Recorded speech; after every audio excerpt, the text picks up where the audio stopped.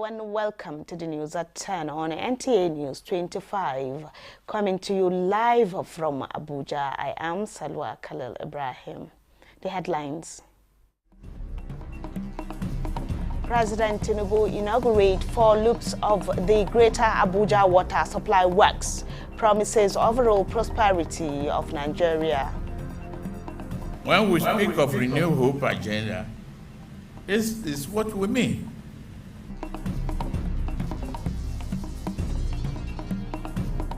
Chief of Defense Staff assures people of Benue State of reinforcement of security to all troubled spots. We cannot do it alone without the community, without the state. We need everybody to be part of it.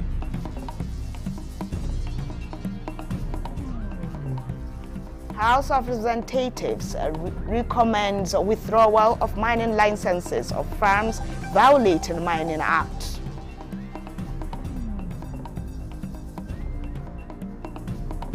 Federal government unveiled digital portal for the 2025 National Youth Conference.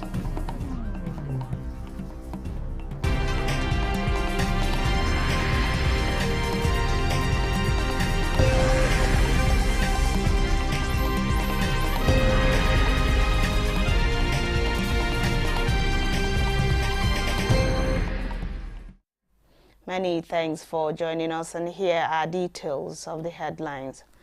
President Bola Tinubu says he remains committed to accelerating growth, delivery of reliable infrastructures, and development of human capacity for the overall prosperity of Nigeria. The president renewed his commitment as he inaugurated 4 loops of the Greater Abuja Water Supply Networks of the Federal Capital Territory. State House correspondent Musbah Wahab reports.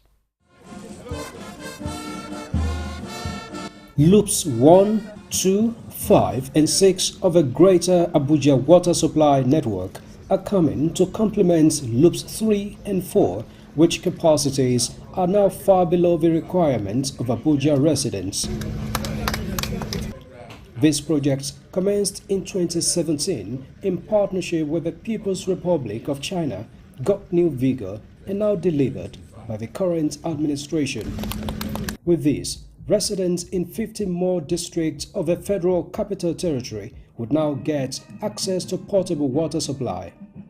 Ladies and gentlemen, we are not here today merely to lay the pipes. We are laying the groundwork for healthier families, stronger communities, and a more productive city. President Tinubu says this is not just a mere developmental goal, but also building blocks for dignity and prosperity as his Renewed Hope agenda prioritizes inclusivity and infrastructure renewal across the country. When we speak of Renew Hope agenda, this is what we mean. Tangible, people-focused projects that improve the daily lives of ordinary Nigerians. Water to drink, to clean, to grow, to build. That is the real project. The administration assures that more water supply projects are underway to ensure that no part of the territory is left out. We almost completed with the procurement process to give water to Buhari, give water to Kubwa, give water to Karu and some of the communities. So we are not only providing water to the city, we are also providing water to the satellite town. The completion of this important project, Your Excellency, sir, clearly demonstrates that under your able leadership, no community will be left behind in terms of national development. We say thank you, sir. As President Bola Tinubu sues for peace and harmony amongst the people of Benue State and other parts of the country, the gathering observed a minute silence for the lives lost in the recent killings in Benue State. May their souls and the souls of the faithful departed rest in peace. Thank you, sir. In Abuja, Musbah and Wahab, NTA News. Similarly, President Bola Tinubu has rescheduled his official visit to Kaduna State on Wednesday, June 18, 2025, but will now travel to Benue State to foster peace and address the persistent conflict affecting communities in the state.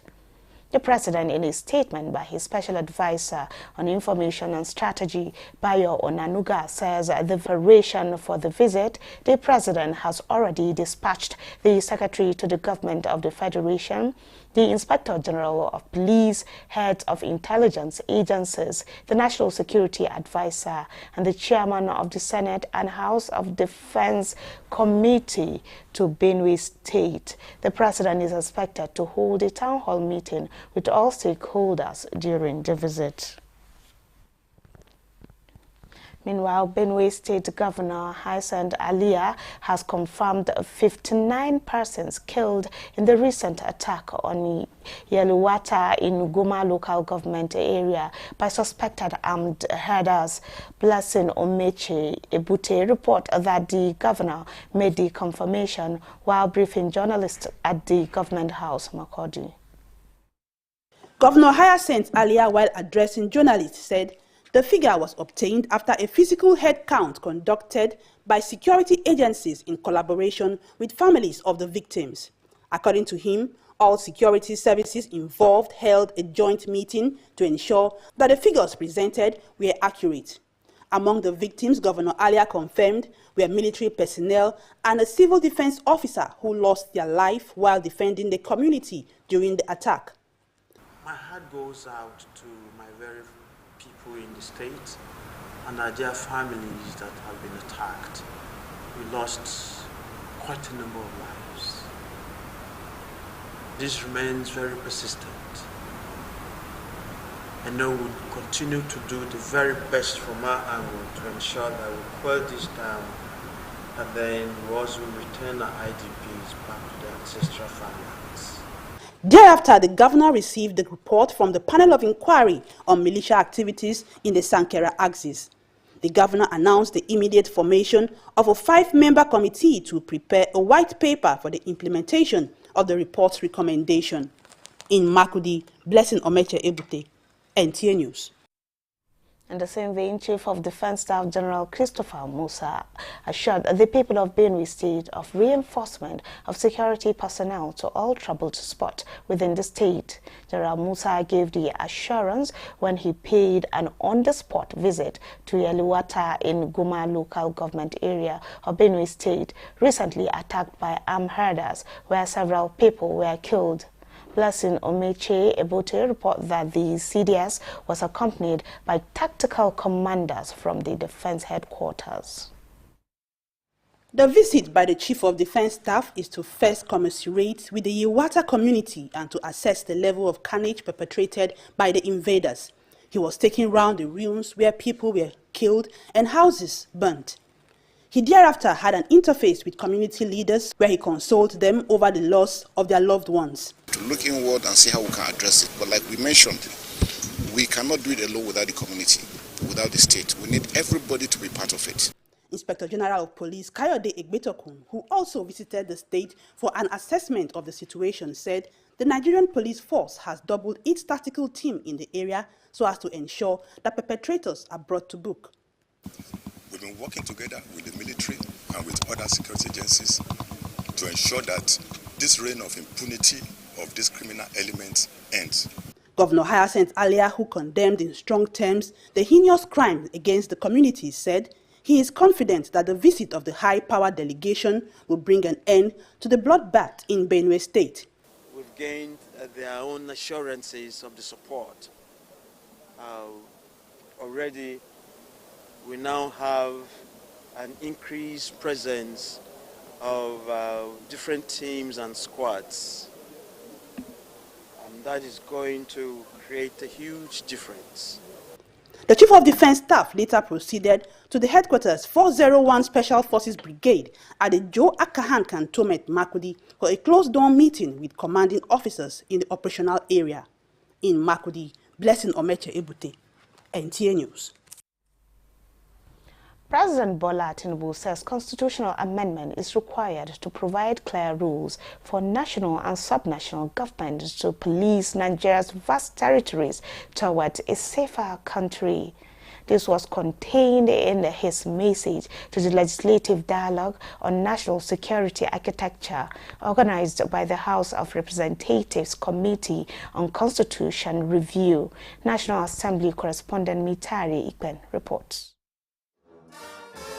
This convergence of security experts and lawmakers on the National Counter-Terrorism Center, Abuja, is to seek constitutional pathways to tackling the nation's evolving security challenges. Defense Minister Mohammed Badru brings the president's message to the dialogue with advocacy for robust and modern constitutional framework to boost national security and improve the capacity of the security forces as well as tiers of governments to respond to national and cross-border threats. No conversation on Nigerian security is complete without recognizing the porous nature of our borders and their role in fueling arms trafficking, transnational crimes, and terrorism. The executive branch stands ready to work with the legislature, the security services, and all stakeholders to give those reforms constitutional force and legitimacy. You can't link insecurity, you can't deal with insecurity and not talk of financing, terrorism financing. We must look at the EFCC law, look at the bites that we need to give, and look at all these things in a bigger scale. The leadership of the House of Representatives and representative of the Chief of Defense Staff agreed that the quest for legislative foundation for a more responsive national security system is timely. To proceed with constitutional amendment without first hearing from you, we will be akin to a medical doctor prescribing treatment without a thorough diagnosis. Let me reiterate the need for renewed attention on House Bill 617, which supports the creation of state policing systems. This topical issue continues to generate public interest and concern. The issue of border security is also critical and needs urgent legislative attention. This review should also consider empowering the armed forces to detain and investigate suspects during internal operations. The House Constitution Review Committee says the outcome of this dialogue will give legislators foresight on key security reforms required in the Constitution amendment process. Mitaire Ikben, NTA News. This is the news at 10 on NTA News 24. We'll take a break now. More report in just a moment.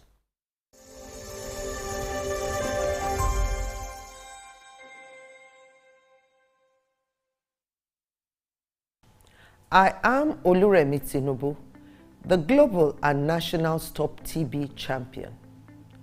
Many people have asked why I've chosen to champion the fight against a disease like tuberculosis. My reason stems from a deep personal experience. I once had a friend who unfortunately fell ill and concealed the nature of his sickness until it was too late.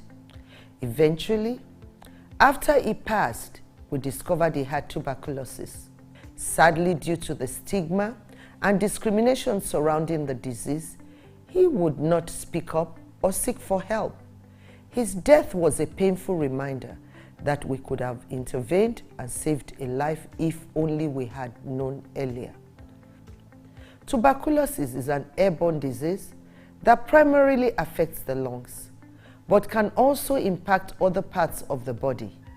Being airborne means anyone, regardless of their social economic status, can contract it. In Nigeria, one person dies of TB-related illness every 7 minutes, amounting to 206 deaths every day.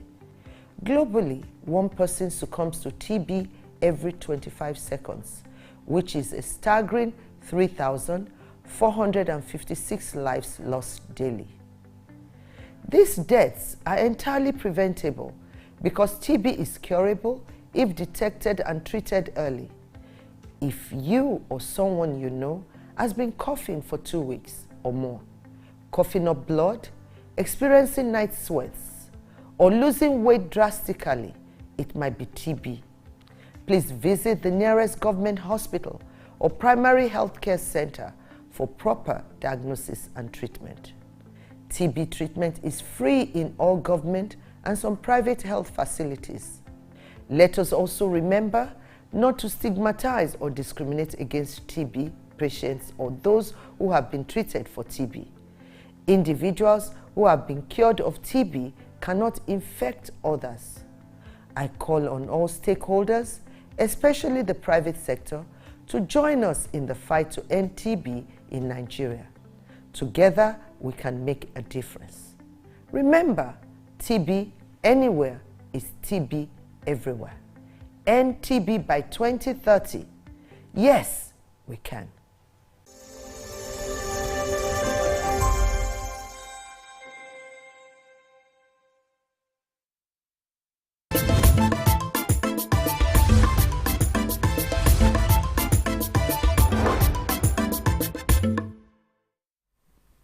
Many thanks for being there. President Bola Tinubu has called for collective action and regional cooperation among African countries in actualizing transformative development on the continent. Represented by Vice President Kashim Shettima, the president gave the charge when he declared open the fourth annual meeting of the African Sovereign Investors Forum, hosted by the Nigerian Sovereign Investment Authority. State House correspondent Abdurrahman Jibrila reports.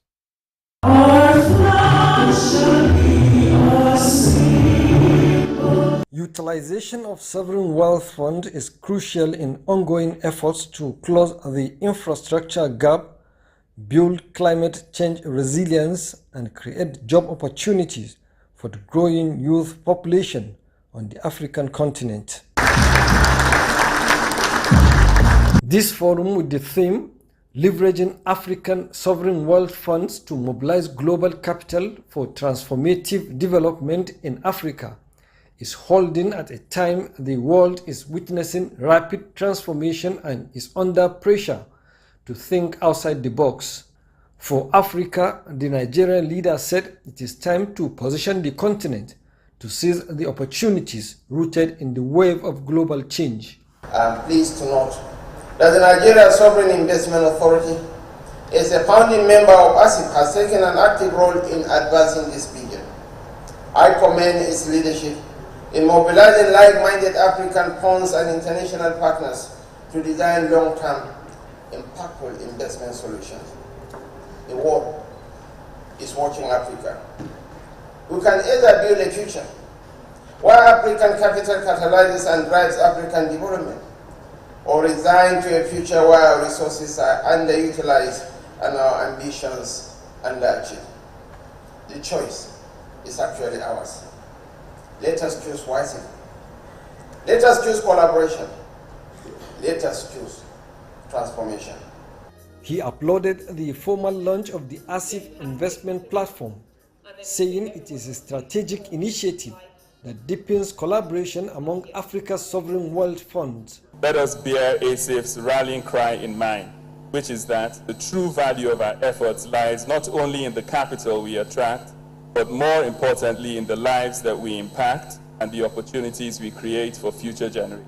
In just 3 years, we have made significant strides, laying some institutional foundation of the forum, advancing peer dialogues, elevating our strategic visibility, and enhancing our global positioning.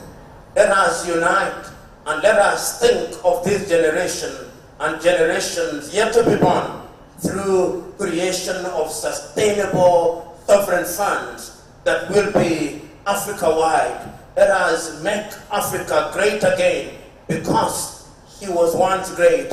Only ask Mansa Musa if you can commune with him. My view is that by making these changes that we can hope to bring the power of African sovereign wealth to bear on delivering economic prosperity.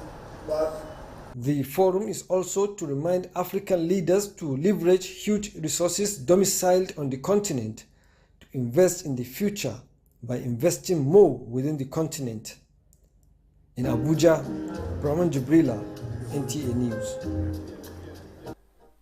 The House of Representatives is suggesting that mining licenses of firms found to have violated provisions of the Mining Act be withdrawn by the Ministry of Solid Minerals. This was during an investigative hearing by the House Committee on Solid Minerals. National Assembly correspondent Joshua Ogunjide reports. The requirements for mining operations include but not limited to payment of royalty, proof of VAT, remittance, mining lease, mining plan design, environmental audit, waste management permit, minimum work plan, list of employees, and expatriate quota. Two mining firms, iTech and Ganfeng Limited, at the investigative hearing, failed to provide proof of remittance of royalty, approved field storage plan, minimum work plan, and more importantly, Community Development Agreement, CDA. So this is the minimum work program for our company. Approved from the ministry. Ordinary, because if you use our sales, it shows that you are going to have less royalty because we have stockpiling of ground as I'm talking to you. So we are using our explosive factor to calculate the royalty. This is what you give the community you are making billions of naira from. Please provide this committee with a copy of your CDA for 2019. Yes, sir. What we have here is 2024. Other items I could take with levity, but a CDA is all that community will ever get. Do you know the tremor they go through every time a house, a rock is blasted? Can you compensate them for that? The House Committee on Solid Minerals therefore constitutes subcommittees for status inquiry as it resolves to embark on oversight visit to mining sites of the company. Equally right to make. They had better start reviewing this issue of CDA. This 10th assembly will not watch our citizens being raped in broad daylight. Other companies were asked to come with their individual managing directors or CEOs within 24 hours for the continuation of the hearing, as the committee warns that penalties will be applied for non-compliance. From the National Assembly, Joshua Ogunjide, NT News.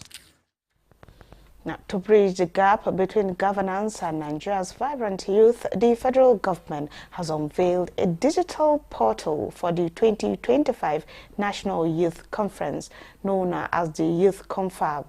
The Minister of Youth Development, Ayodele Olawande, says the initiative is more than just a conference, but a generational turning point and a rallying call to young Nigerians to take charge of their future. Olayinka Ojo reports. With youth development at the heart of his administration's agenda, President Bola Tinubu, during his Independence Day broadcast on October 1, 2024, announced plans for a 30-day National Youth Conference scheduled to hold in 2025. I want to assure you that your voices are heard. Fulfilling that promise, the President on March 10th inaugurated a 44-member planning committee at the State House, charged with shaping what has been described as a landmark movement in Nigeria's youth engagement history. For Victoria Famuyiwa and millions of other young Nigerians under the age of 35, the forthcoming Youth Confab represents more than an event. It is an opportunity to be heard, to be seen, and to be part of the solution. The youth should see a working system where job employments are available. To give voice to their questions, expectations, and aspirations, the federal government has launched the official digital portal for Youth Confab 2025. With focus on 6 core pillars, the conference will be anchored on the principles of transparency, respect, and innovation. An integrated follow-up framework of the conference recommendation have been developed. It includes the multi-stakeholder Youth Confab Task Force and also the Youth Confab Index follow-up. The committee members are urging Nigerians to see the conference as a moment of hope and national renewal and a unique chance to shift from protest to policy, problems to solutions, and from challenges to progress. Olayinka Ojo, NTA News. And from Nasarawa State, the Kefi Resettlement City, which houses Nigerians that have been displaced due to some circumstances, was inaugurated by the First Lady, Senator Oluremi Tinubu, amid kudos to President Bola Ahmed Tinubu in translating his renewed hope mantra to reality. Muhammad Awalu reports.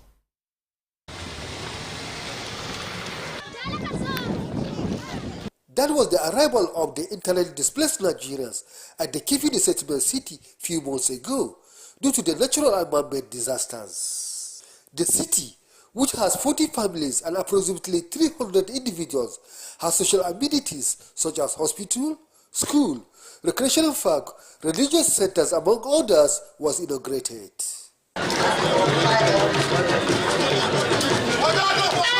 Federal Commissioner, National Commission for Refugees, Migrants and Internally Displaced Persons, Tijani Aliu Ahmed, appreciate the goodwill of President Bola Ahmed Tinubu in making sure persons of concern in the country have well-furnished sanctuaries for them to rebuild their lives.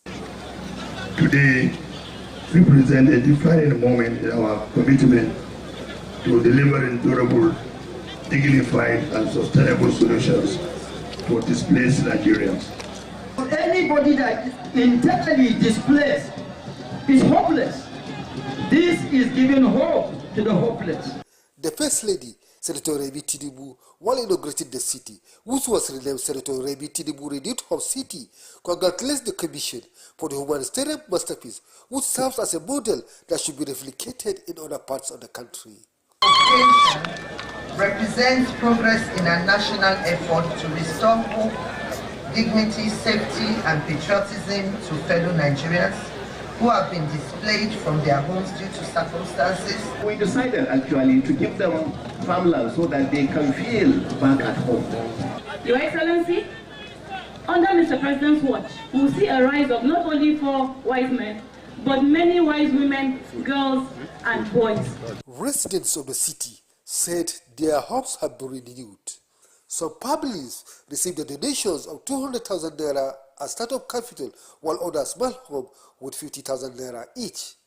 Aside the 425 kg bags of rice and different clothing materials, courtesy of First Lady and the Minister of Women Affairs, Iman Suleiman Ibrahim. From Keffi, Muhammad Awalu, NTA News. Now let's take another break here. We'll be back shortly. Stay with us. Let's have credible elections at the local government so that these credible people can manage the funds of local government properly. There are a lot of respected traditional rulers in the state who can say, look, enough of this thing. Mr. Governor, welcome. Thank you for coming. When you win, what will you do? I was the first woman that mobilized women within the local government to form the National Council of Women Society by creating awareness in women that they must serve, they must be part of what is happening within their community. If you stop expenditure on infrastructure, how do you now attract investments? The state governors, the presidency, that the federal government and the local government are all waiting for revenue from crude oil. Every state has something peculiar. So the emphasis now, if your local government has something peculiar to that particular local government, the emphasis should be keep producing that particular product. We need to do 3 things. Prevent the ability of the terrorist groups to generate funding, their ability to recruit, and then their ability to access weapons. The traditional ruler gives me a title. I sit in the front row in the church, or if I'm going to mosque and I'm calling people are passing in God's own house. What am I doing? I'm mentoring a new generation who think that the only way to be taken seriously is to be seen to have a lot of money. Good Morning Nigeria, live every weekday between 7 a.m. and 9 a.m. on the network service of the NTA.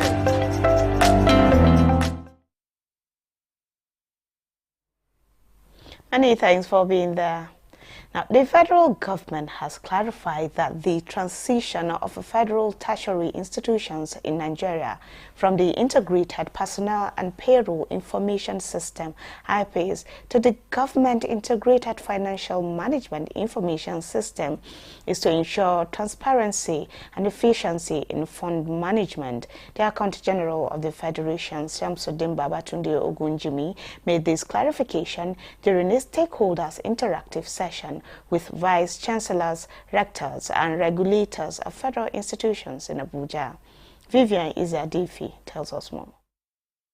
This interactive session was convened by the Accountant General of the Federation. It brought together key stakeholders from federal tertiary institutions and other critical stakeholders to address lingering issues in the sector. The session focused on payroll statement and procedures to ensure a smooth transition from the Integrated Personnel and Payroll Information System, IPPIS, to the Government Integrated Financial Management Information System, GIFMIS, promoting transparency and efficiency in fund management. The Accountant General of the Federation, Shamsuddin Babatunde Ogunjimi, outlined steps taken to resolve all of the concerns raised, noting that the transition aligns with the federal government's approval for tertiary institutions to exit IPPIS. All the outstanding liabilities, including failed salary payments, promotion arrears, salary arrears, and third-party deductions, should be settled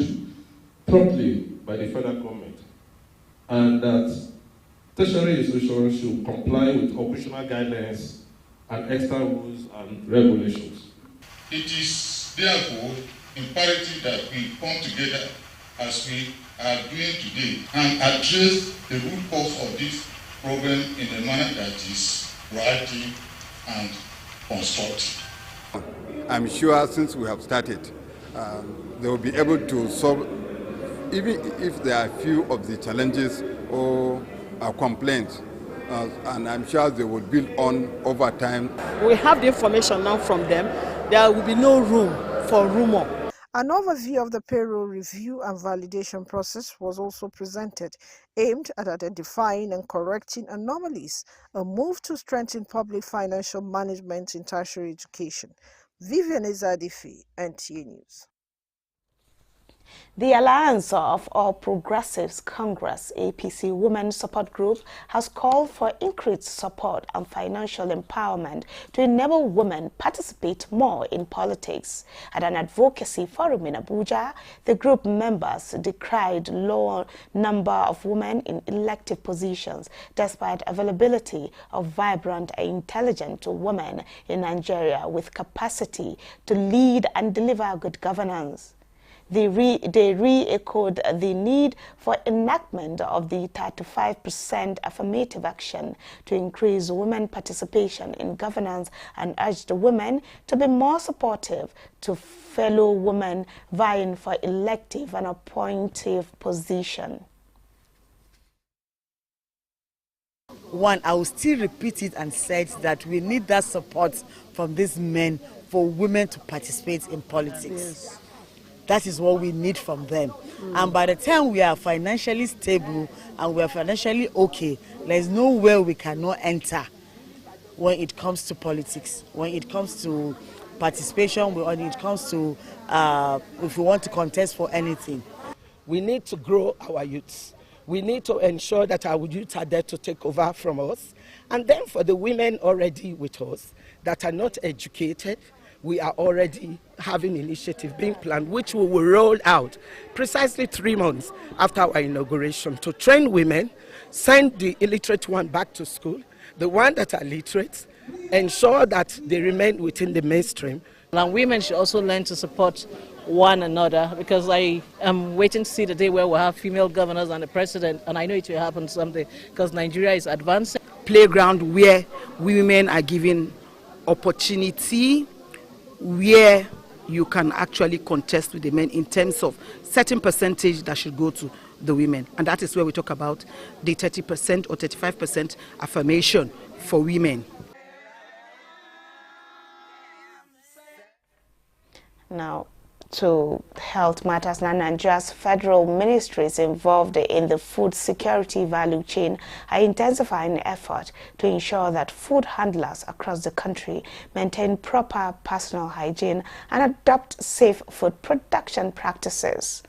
The target is to significantly reduce the number of illness and fatalities linked to the consumption of contaminated food. In this report, Oluseyi Adiagbo explores ongoing conversations about the state of nation's food systems, the growing awareness of food safety, and the next steps on the Nigeria's journey toward a healthier and safer food environment.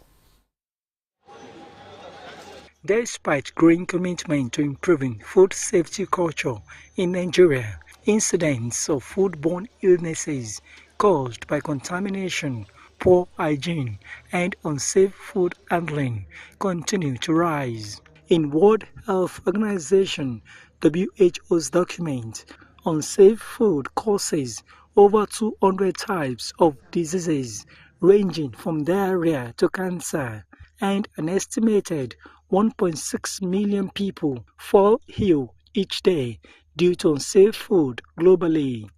In Nigeria, data from the Federal Ministry of Health reveals that over 200,000 people die annually from foodborne illnesses, even as the economic burden of these illnesses is staggering, costing the country approximately $3.6 billion every year. Science helps us understand how and why food can become contaminated and cause illness. The theme of the World Food Safety Day 2025, Food Safety, Science in Action. This science-based approach will strengthen our existing capabilities and equip us to tackle future challenges with confidence. By bridging scientific innovation with practical regulation, we aim to establish new benchmarks in sustainable and inclusive food safety. When you say put food above 60 degrees centigrade or keep under 44 degrees, they are all science-based. They are established. So that's why we say everybody, science, even for science and food safety, is science-based. Food safety experts emphasize that World Food Safety Day serves as an essential platform for raising awareness and fostering cross-sector collaboration to strengthen food safety systems in the country. One of the things we are trying to bring to the public attention today is that there are people who use engine oil to fry potatoes, fry plantain, fry all kinds of, because they don't know better. And what are we doing? We are looking at issues of sensitizing the public about the dangers of these foodborne illnesses. From farm to table, key players involved in national food safety programs remain optimistic. They believe that with sustained efforts and greater public awareness, Nigeria can reach a point where strict adherence to food safety standards and best practices becomes the norms among all citizens. In Abuja, Oluseyi Adiagbo, NTA News. And to business news, Nigeria remains the world's largest cassava producer, with output rising by 10% over the last 5 years, from 56.96 million tons in 2019 to 62.69 million tons in 2023. Yet, experts say the country's cassava supply still falls short of what industries require to drive value addition. Let's join Alika Okpanachi Arwa on Business News for details.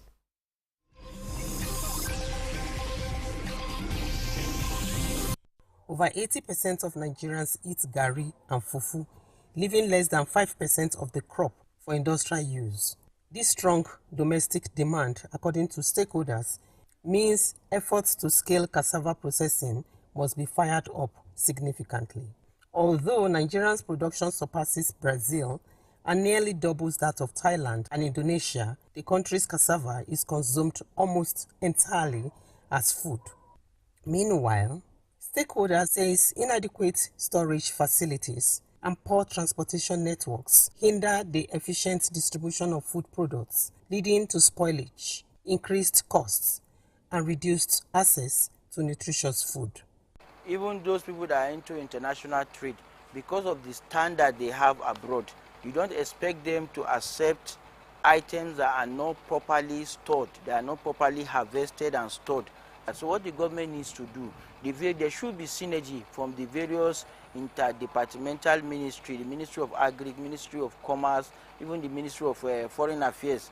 They should be able to incentivize our farmers. It's not really about giving them loan. They should look at those standards that are there abroad. They should be able to replicate same, so that internally people in Nigeria will be consuming quality products. With business news, Alika Opanachi, Arua.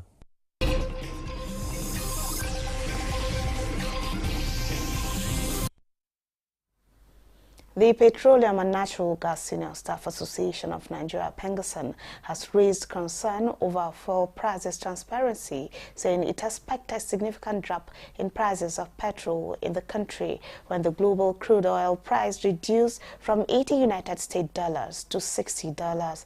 Briefing newsmen at a World Press Conference to discuss recent development in the oil and gas industry, the president of PENGASSAN, Festus Osifo, calls on the regulatory of the sector, rather. Joseph Watson reports.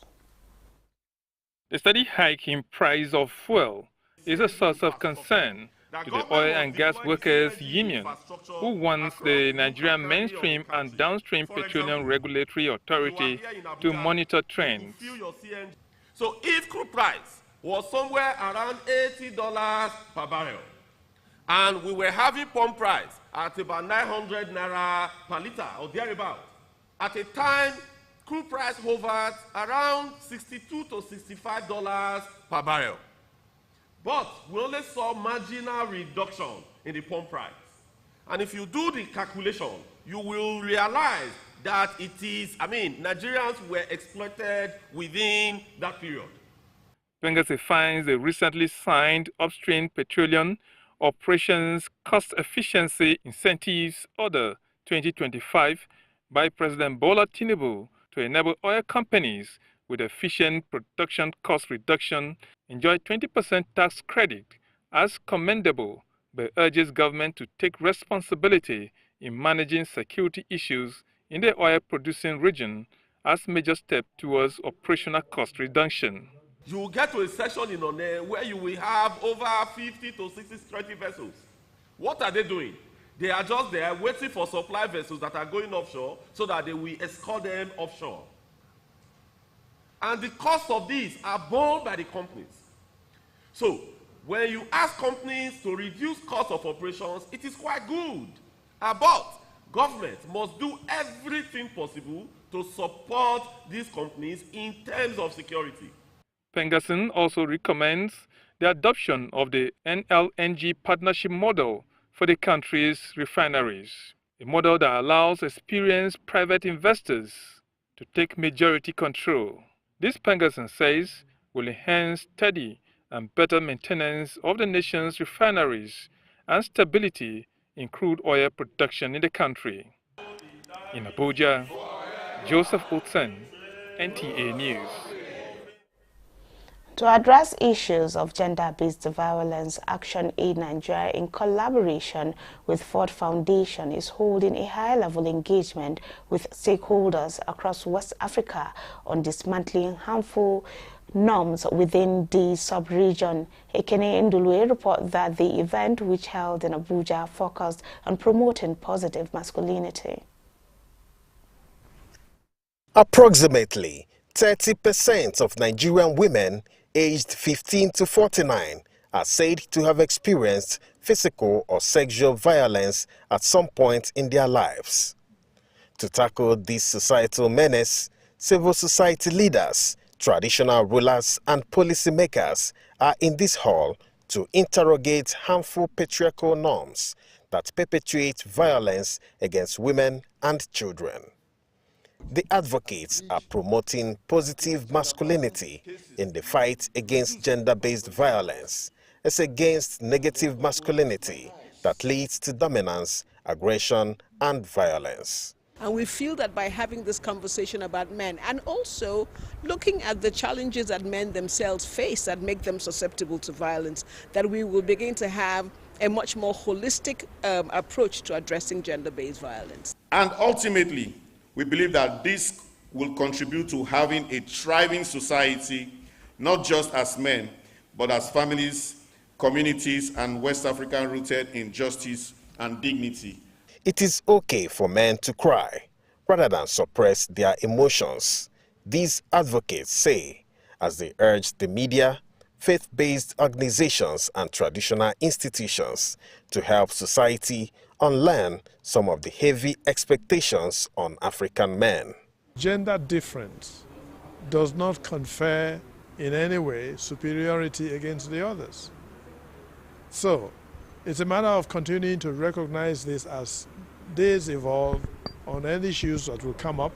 So the convening today is how do we unlearn this? How do we unlearn so that we can become more empathetic, so that we can become more engaging, so that we can be able to express our emotion, so that we can become less violent.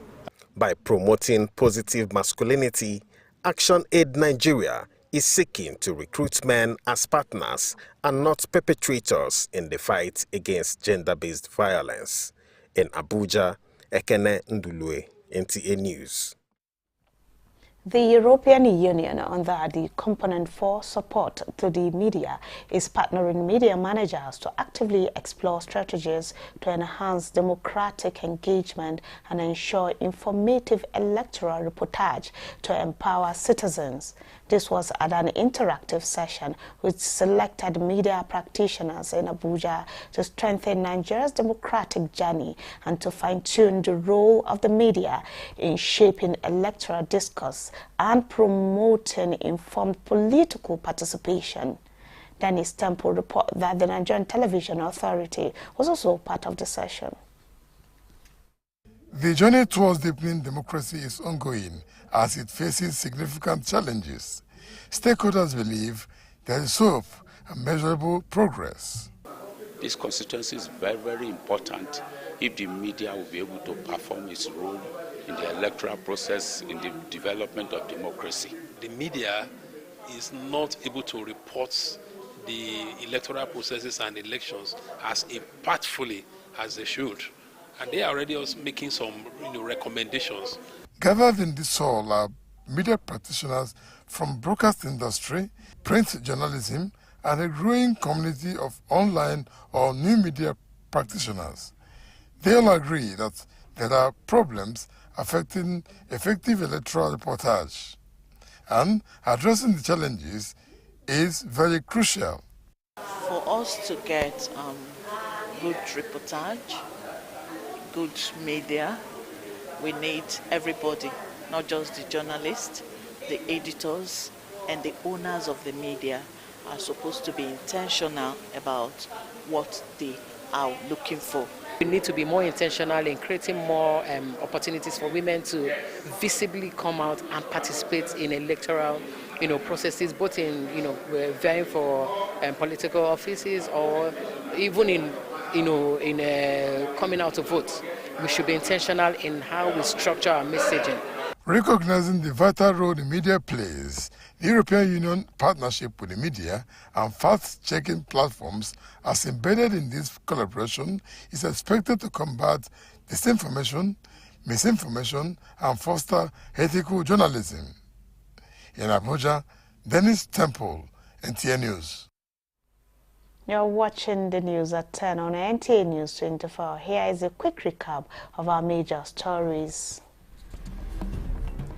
President Tinubu inaugurated 4 loops of the Greater Abuja Water Supply Network, promises overall prosperity of Nigeria. When we speak of Renew Hope agenda, this is what we mean.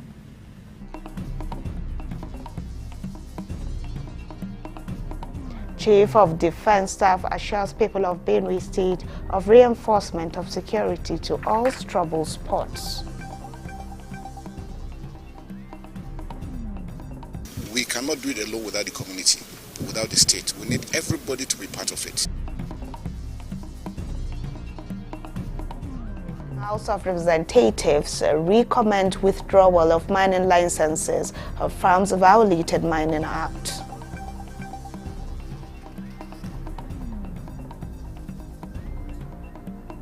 Federal government unveiled digital portal for the 2025 National Youth Conference.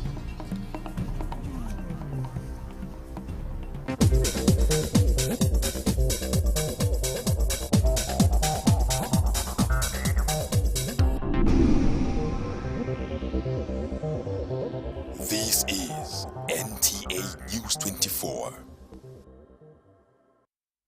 And on the sports scene, Super Falcons captain Rasheedat Ajibade shares optimism of Nigeria clinching 10th title at the 2024 Women's African Cup of Nations. And Chelsea defeats Los Angeles FC in Club World Cup opener. Let's join our sport desk for details of these and more.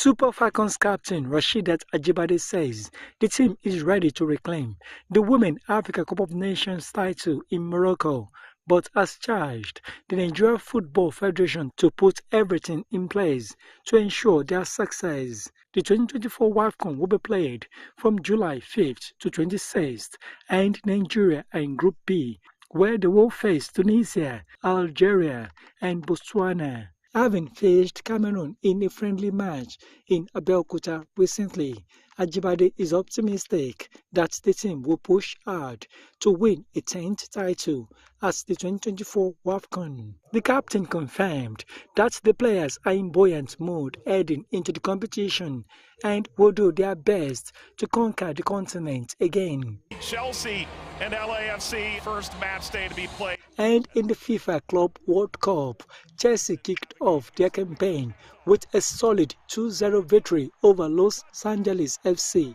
on Monday in Group D, although there were nearly 50,000 empty seats in the stadium in Atlanta. Pedro Neto and Enzo Fernandez goals got the Blues off a good start in a competitive clash against one of the three qualified MLS teams. Delap into the width, offers the service, in front, tapped home!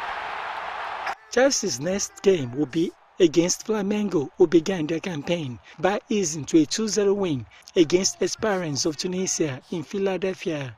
In other Monday's results in Miami, Boca and Benfica played out an entertaining 2-2 draw in Group C.